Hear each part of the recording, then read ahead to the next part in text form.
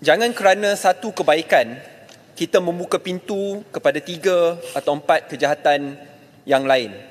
Dengan izin Tuan Yang di-Pertua, the road to hell is paved with the best of intentions. Saya nak mulakan dulu dengan kebaikan yang pindaan ini bawa. Pujian wajib diberi dan pujian akan diberi. Dengan jelas, pindaan ini akan mengangkat dan memartabatkan golongan wanita yang sebelum ini dilayan dengan berbeza.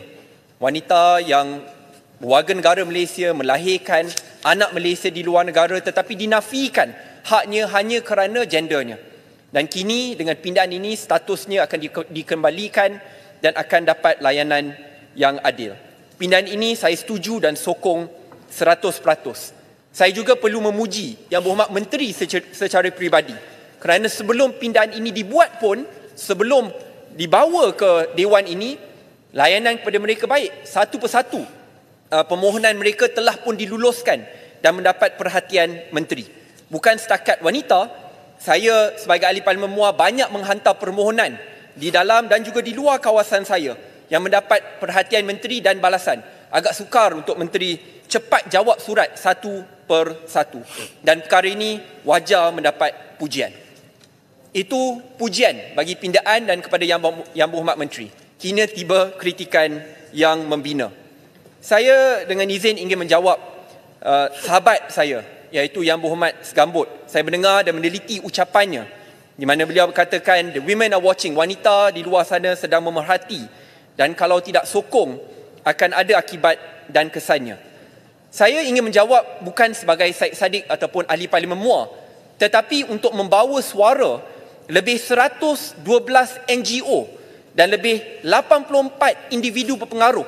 NGO dan individu berpengaruh ini telah pun mendedikasikan hidupnya, kerjayanya untuk membela wanita-wanita yang berisiko, yang paling susah, paling miskin, orang asal, yang telah pun mendedikasikan berdekat-dekat masanya untuk membela golongan yang paling berisiko. Dan NGO ini sendiri yang membantah, membangkang kerana ada beberapa masalah melalui pindaan regresif ni. Yang baik mereka sokong, tetapi ada pindaan regresif yang mereka bantah. So jangan paksa kita untuk menerima segala-galanya.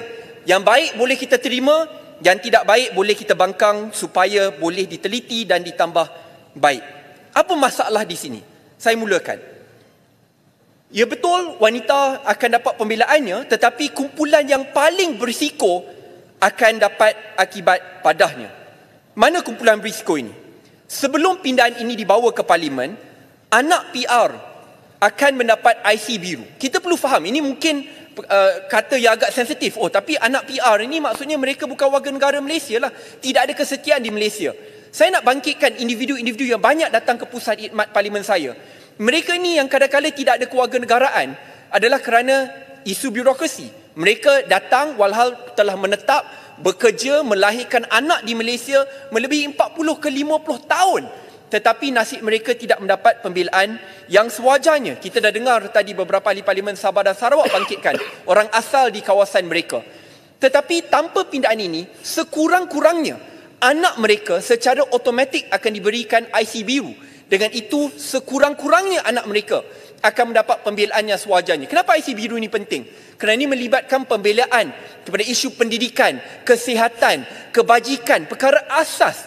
Tetapi dengan pindaan ini, apabila kita keluarkan terus anak-anak PR ini dan kini mereka tidak dapat secara automatik tetapi melalui pendaftaran, masalahnya kita mungkin akan mencipta generasi yang baru, iaitu generasi tanpa kewarganegaraan. Dan ini masalah yang sangat besar Tuan Yang di-Pertua, kerana akhirnya padah ataupun kesan negatif itu jauh lebih besar daripada kesan positif yang boleh dibawa, dan perkara ini perlu kita timbangkan sebaik mungkin.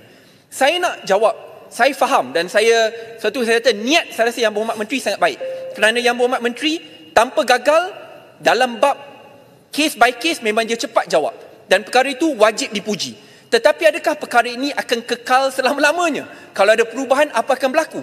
Atau adakah kita akan harapkan Yang Berhormat Menteri untuk melihat dan meneliti setiap satu permohonan yang jumlahnya puluhan ribu pada masa yang akan datang? Sebab itu saya katakan niatnya begitu baik, tetapi kita tidak boleh harapkan bahawa semua dari atas yang bawah kongsikan niat yang baik tersebut. So, with respect, it's not about you, minister, tetapi ini melibatkan sistem yang perlu kita ada safeguard ataupun guardrails atau dengan izin prasyarat baik yang mencukupi supaya masalah ini tidak timbul. Izinkan 30 saat saja untuk saya rumuskan. So apa cadangan saya untuk kita tambah baik pindaan ini? Dua perkara. Pertama sekali, kalau kita ingin luluskan pindaan perlembagaan ini, jangan kita keluarkan terus nasib orang asal ataupun perkataan PR daripada pindaan perlembagaan itu. Saya faham isu kesetiaan. Apa kita boleh lakukan adalah PR yang lahir di Malaysia, tinggal di Malaysia, menetap di Malaysia, kita boleh definisikan secara jelas.